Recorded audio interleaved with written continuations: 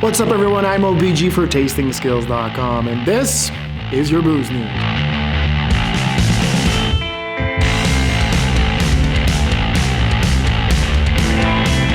But before we jump into the show, do you want to taste like a pro? Then head over to TastingSkills.com and put your name and email into the magical yellow box, and I will send you my free 17-page guide to the fundamentals of tasting.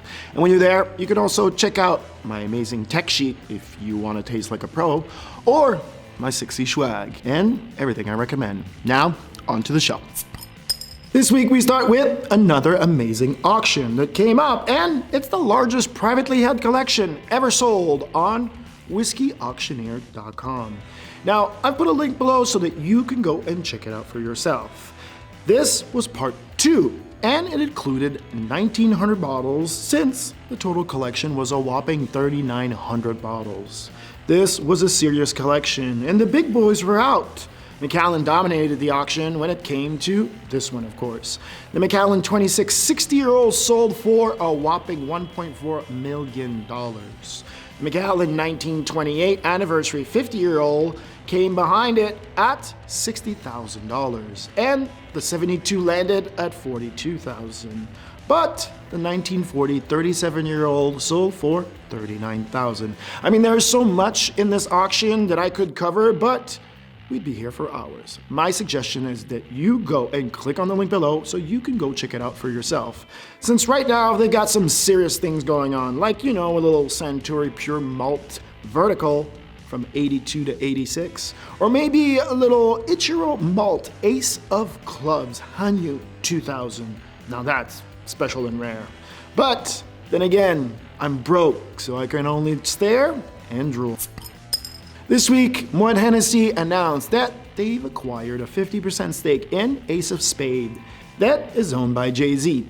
Ace of Spades sold more than 500,000 bottles in 2019, and with this new partnership, I can promise you that this brand is on the rise, since Jay-Z is an international star and Moet Hennessy has one of the best distribution networks in the world, and some of the greatest luxury brands. So this is a great deal for both parties, and it's just going to blow up. I can promise you that. This week in the seltzer category, and this wouldn't be a booze news episode without some seltzer news, right? Well, everyone is still drinking that shit. That's it. That's the news. Now that we've covered some whiskey and some wine and some seltzer, this is going to turn into a rant, since everything in the news right now is a little infuriating to me. And hold on if you're in the booze business, since Discus, the largest lobbying arm of the liquor industry, has launched an online academy to teach you about the booze industry. Oh really? Their focus is going to focus on the foundation of the 3-tier system. You mean the very thing that they defend on a daily basis? Please. This has to be a joke, since this is what big corruption in the alcohol business looks like. Discus' job is to protect the monopoly's interests and get them tax cuts so that they can make millions, since, they don't make enough already. So what can they possibly teach us? Who knows? But I'm sure that they'll come up with some stupid idea to protect the industry monopoly on distribution, of course. And since we're talking about monopoly, WSWA.org reported that WSWA applauds the 8th Circuit Court of Appeal's decision to uphold Missouri's right to regulate alcohol under the 21st Amendment. Yeah, I'm sure, since they don't want retailers that have online businesses to ship any alcohol from another state into their states. Otherwise, they can't make that cut. That doesn't work. Seriously. And like I said, this is just a monopoly. It's just amazing to me that this is just regular business. I mean, the 21st Amendment was established in 1933 and gave us 2 things. 1, to repeal the 18th Amendment, that was prohibition, of course. The second thing was Section 2. And what is Section 2 of the 21st Amendment? And I quote, "The transportation or importation into any state, territory, or possession on the United States for delivery or use therein of intoxicating liquors in violation of the laws, therefore, is hereby prohibited." Now, what does that mean? Well, it's simple. After they took the mob out of the business of distribution, they turned around and gave it to corporations. But those corporations need to have a wholesale license and need to pay taxes, since the mob was avoiding that. Yes, this is only an 88-year-old law, and it's time to amend the 21st Amendment. The funny part is that wine can be shipped pretty much in any state in the US, since of state rights. But beer and spirits? No, that's against the law.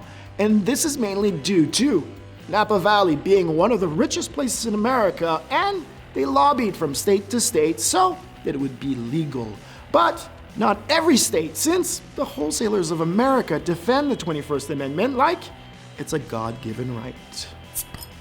And since we're talking about them, WineSearcher.com reported that the wine and spirits wholesalers of America are lining lawmakers' pocket right now. Right now, or you mean like forever? Yeah. Texas, the governor, Greg Abbott, is the big winner. And I quote, "If U.S. politicians are for sale, alcohol wholesalers of America are the ones to have the receipts to prove it."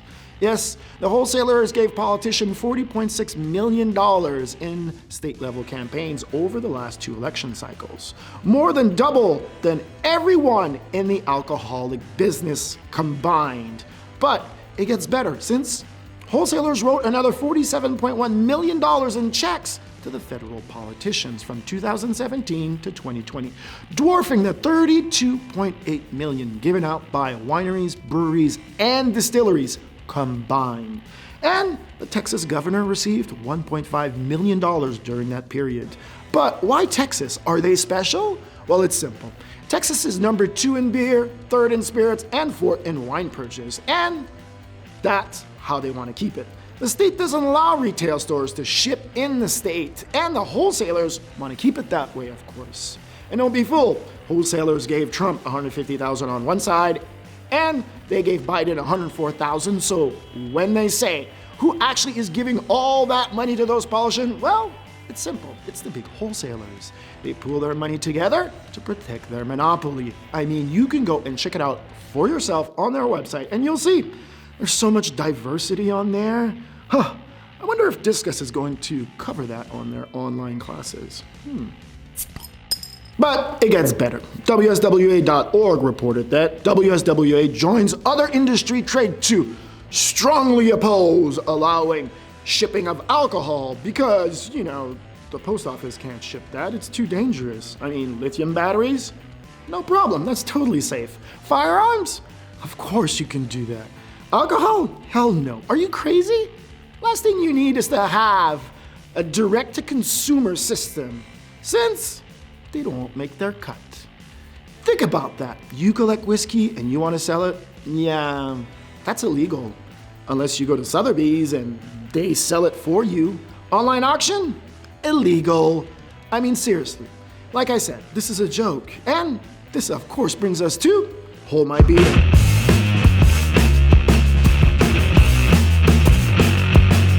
This week on Hold My Beer, it's pretty simple. The 3-tier system needs to change. The wholesalers of America are a monopoly, and it's simple to see.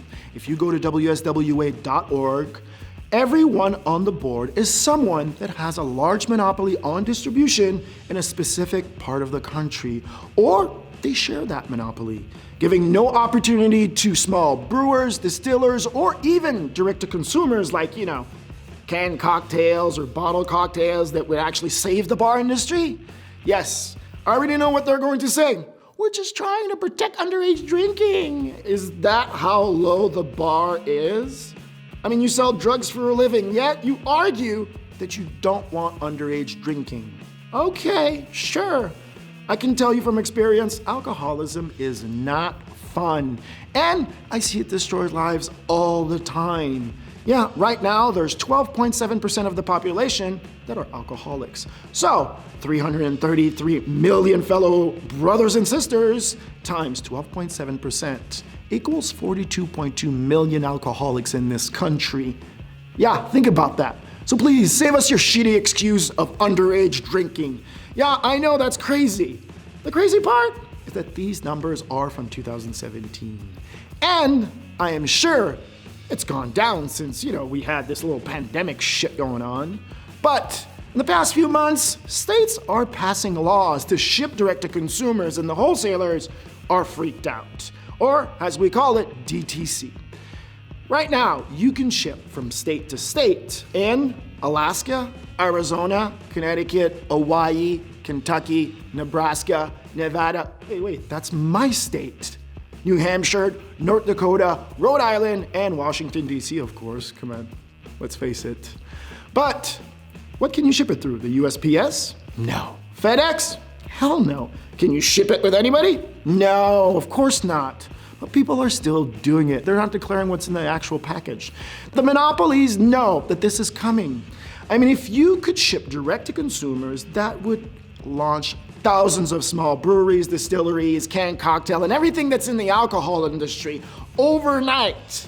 And it would save a lot of small brands that don't have access to the distribution monopoly that the wine and spirits wholesalers of America have on all these businesses. I can tell you from experience, I have a brand, and you can win all of the awards in the world, be the best packaging, best juice in there, and still get no distribution, since they're in the business of delivering. They're not in the business of actually going out there and showing your brand and building it. What are you, crazy?